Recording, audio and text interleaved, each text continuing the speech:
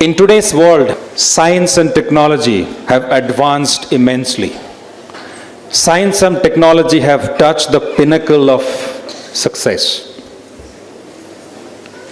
But if you go back to the beginning of science, if you go back to the origin of life on this earth, life originated in the form of a single cell, which we used to call, in science we call it amoeba.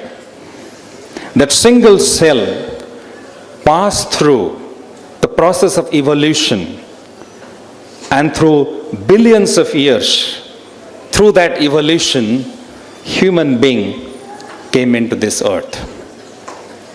Science today tells us about evolution of life. Science tells us how life came into existence, how life originated, how life evolved, how human beings came into existence.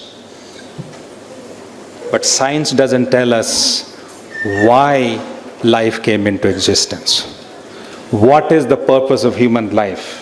What is the objective of life?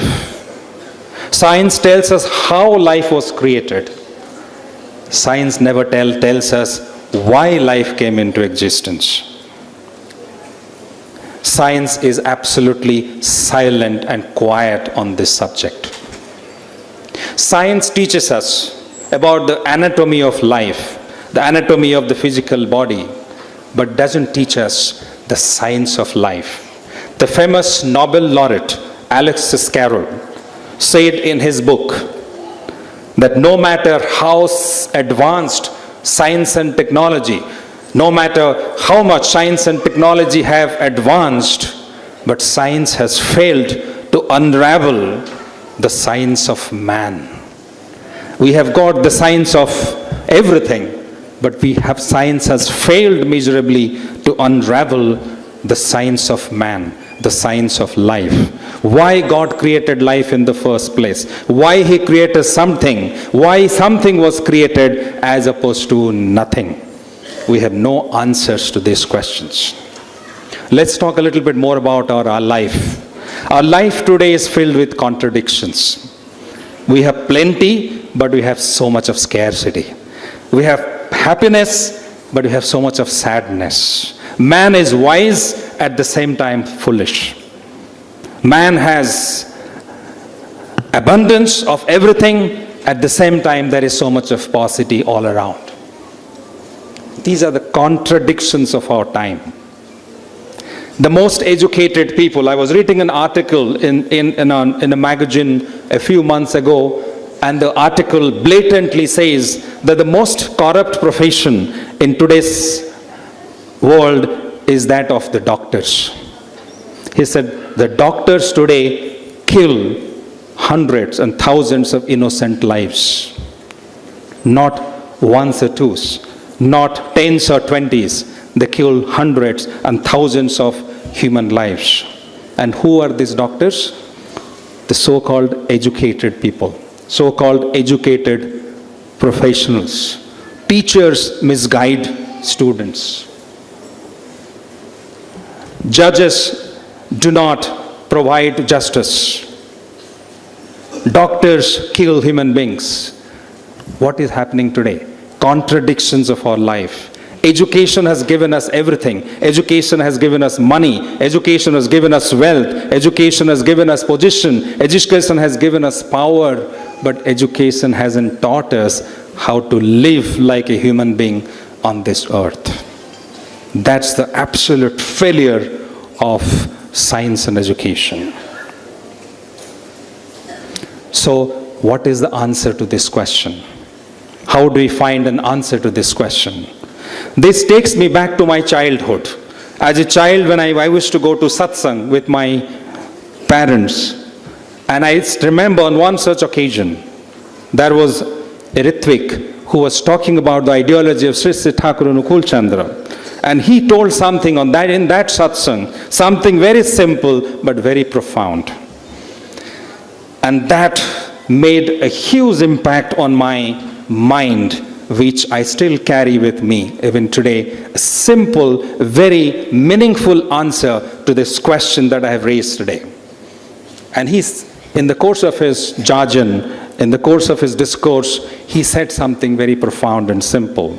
He said, if you are trying to draw a circle, you cannot draw a circle without a center. If you want to draw a circle, you have to begin with a center. It's very simple, yet very profound.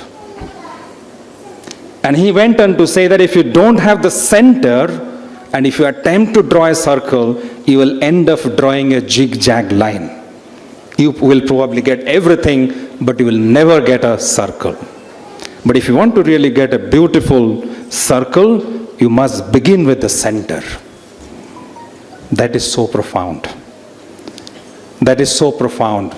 So similarly, if you really want to make our life meaningful, purposeful, blissful, beautiful, we must have that center in our life.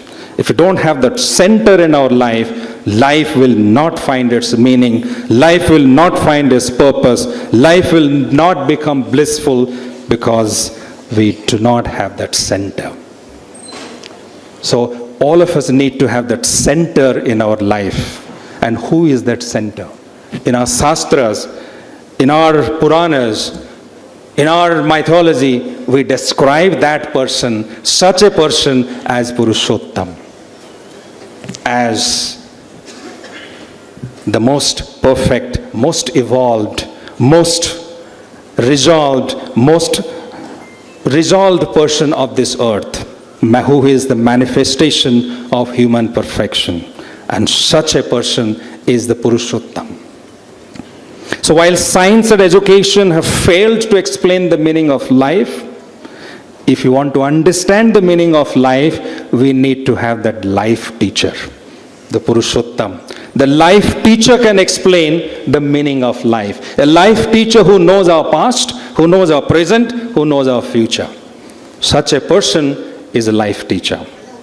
And if you don't have such a person, such a life teacher, then we will not find meaning and purpose in our life.